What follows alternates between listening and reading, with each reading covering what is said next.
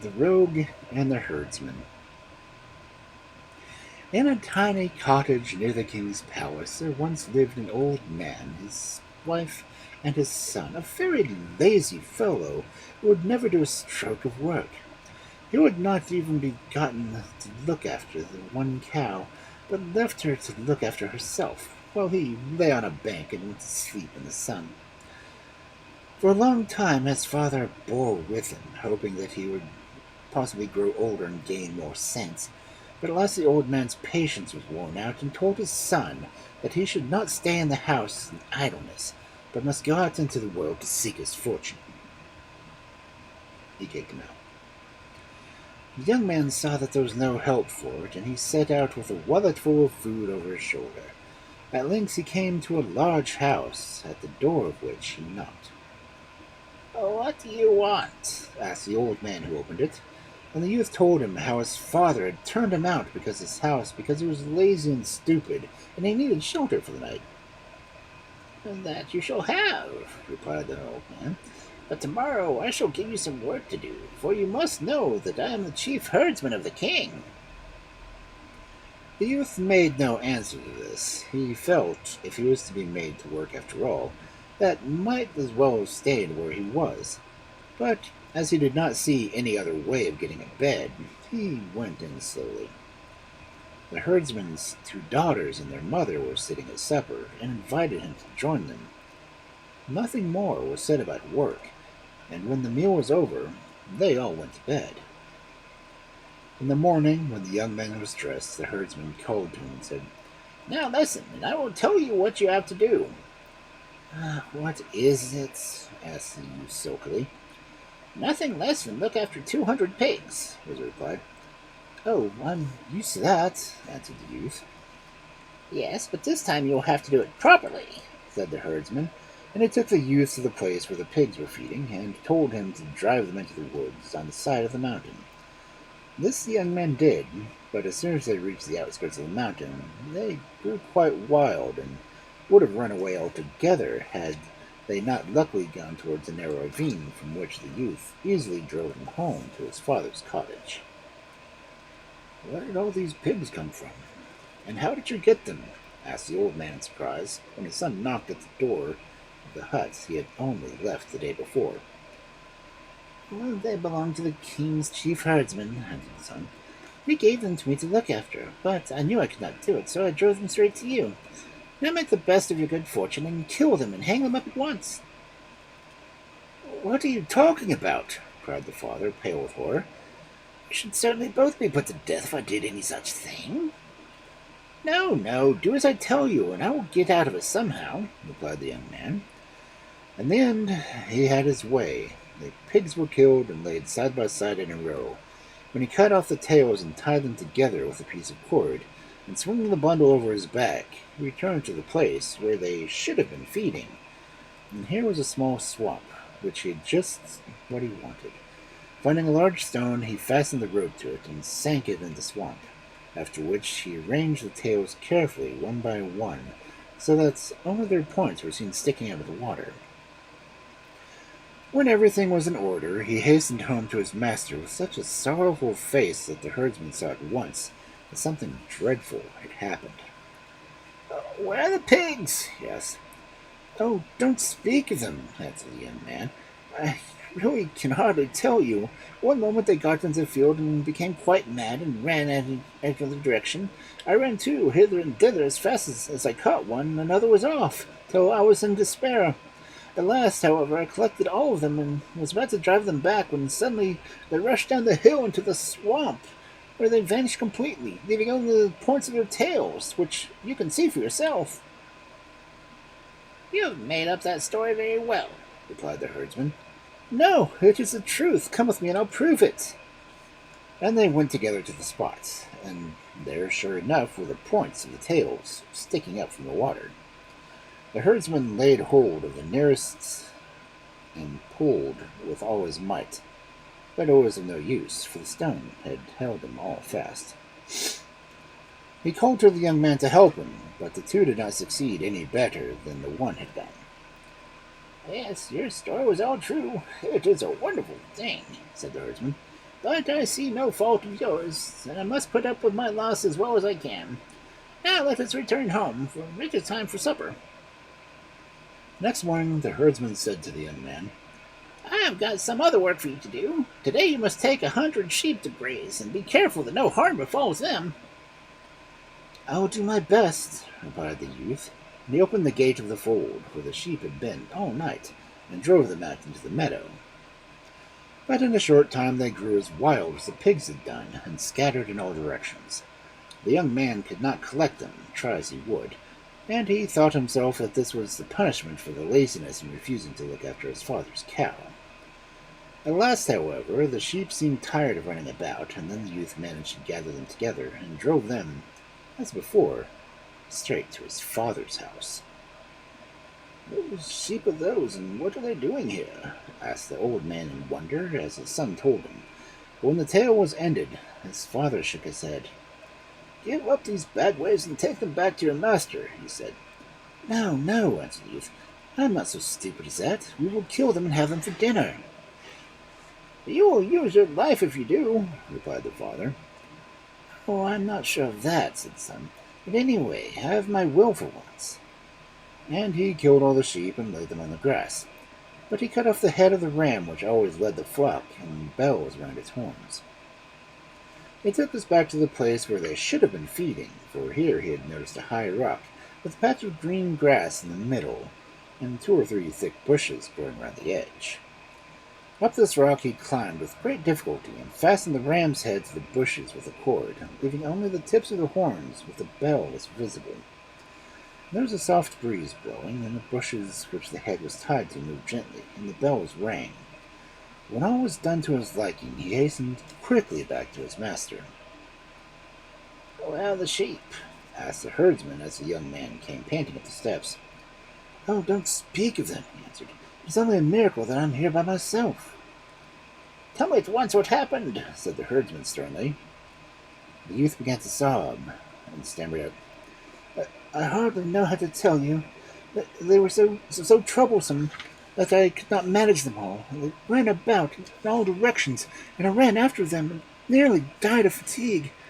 Then I heard a noise, which I thought was the wind, but it was the sheep, which, before my eyes, were carried straight up into the air.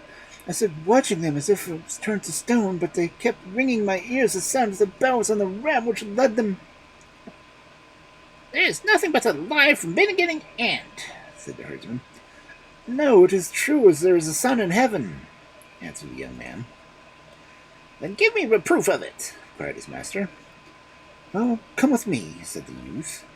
By the time it was evening and dusk was falling, the young man brought the herdsman to the foot of the great rock. It was so dark you could hardly see it. Still, the sound of the sheep bells rang softly from above, and the herdsman knew them to be those he had hung on the horns of the ram. "Do you hear?" "Yes, I hear. You have spoken the truth, but I cannot blame you for what has happened. I must bear the loss as best as I can." He turned and went home, followed by the young man, who felt highly pleased with his own cleverness. "I should not be surprised if the tasks I set you were too difficult, and that you were tired of them," said the herdsman the next morning. "But today I have something quite easy for you to do. You must look after 40 oxen, and be sure you are very careful, for one of them has gold tips, hooves, and horns, and the king reckons it among his best treasures." The young man drove the oxen out to the meadow. No sooner had they got there than, like the sheep and the pigs, they began to scamper in all directions, the precious spoil being the wildest of all.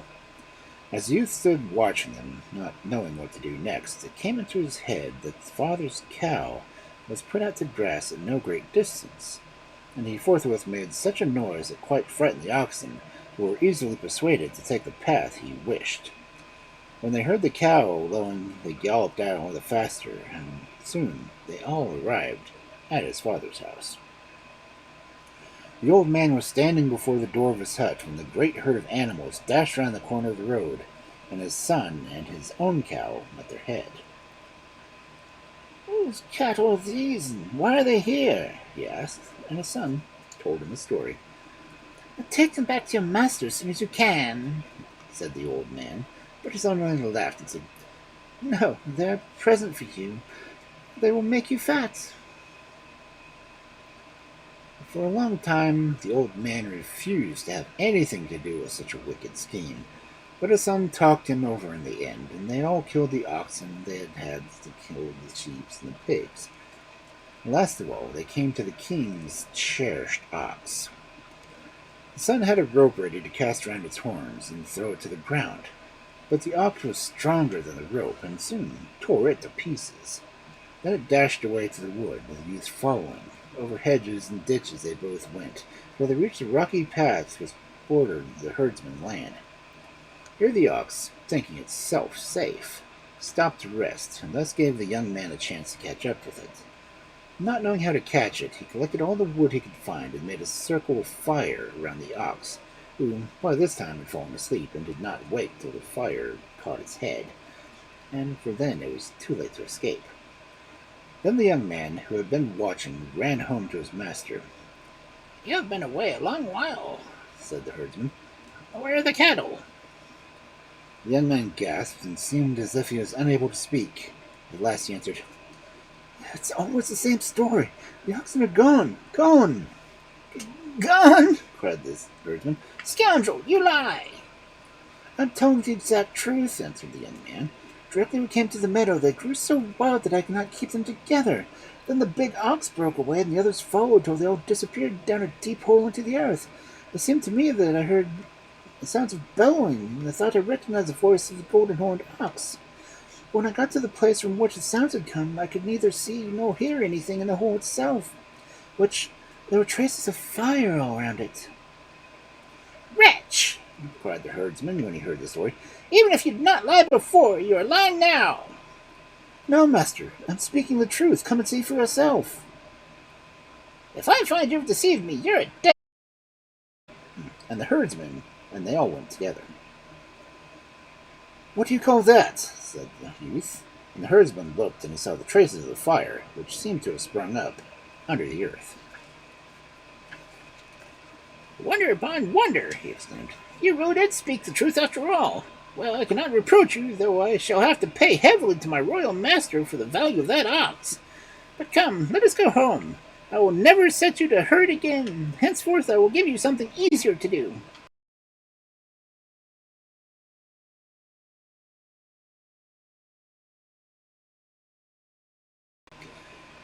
"I have just exactly the thing for you," said the herdsman as he walked along, "and it is so simple that you cannot make a mistake.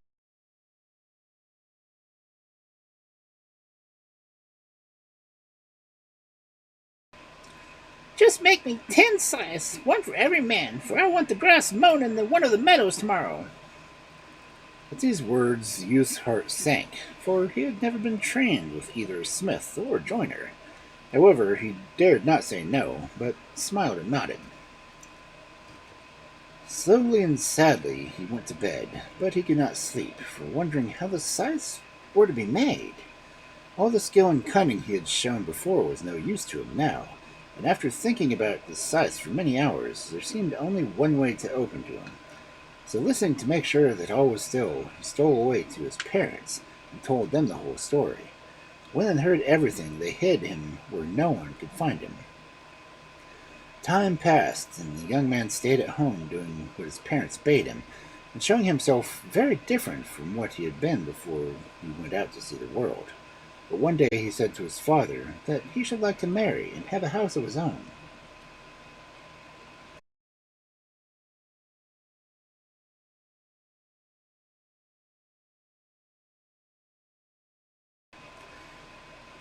"When I served the king's herdsman," he said, "I saw his daughter, and I'm resolved to try if I cannot win her for my wife." "It will cost you your head if you do," answered his father, shaking his head. "Well, I will do my best," replied his son. "But first give me the sword which hangs over your bed." The old man did not understand what good the sword would do. However, he took it down, and the young man went his way. Late in the evening he arrived at the house of the herdsman, and knocked on the door, which was opened by a little boy. "I want to speak to your master," he said. "So it is you!" cried the herdsman, when he had been receiving the message. "Well, you can sleep here tonight if you wish." "I have come for something else besides a bed," replied the young man, drawing his sword. "And if you do not promise to give me your youngest daughter as my wife, I will stab you through the heart." What could the poor man do but promise? As he fetched his youngest daughter, who seemed quite pleased the proposal matched, and gave the youth her hand. When the young man went home to his parents and bade them get ready to welcome his bride, and when the wedding was over, he told his father-in-law, the herdsman, what he had done with the sheep, pigs, and cattle. By and by, the story came to the king's ears, and he thought that a man who was so clever was just the man to govern the country. So he made him his minister, and after the king himself, there was no one so great as he.